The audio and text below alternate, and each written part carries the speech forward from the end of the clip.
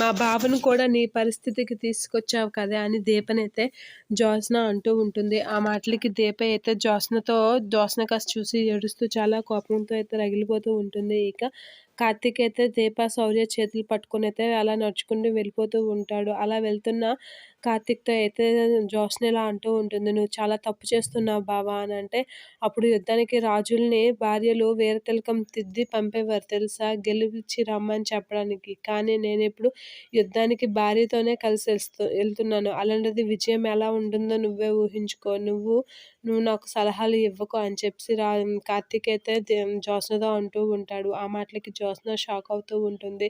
ఇక కార్తీక్ అయితే దీప, శౌర్య వాళ్ళ చేతులు పట్టుకొని అయితే వెళ్ళిపోతూ ఉంటాడు. అది చూసి జ్యోత్స్న చాలా ఫీల్ అవుతూ ఉంటుంది. చాలా బాధపడుతూ ఉంటుంది. అలా బాధపడుతూ దీప కాస్త కోపంతో చూస్తూ ఉంటుంది. ఇక అందరూ అయితే కలిసి ఇంట్లో నుంచి అయితే బయటికి వెళ్ళిపోతూ ఉంటారు. అది చూసి ది హ్మ్.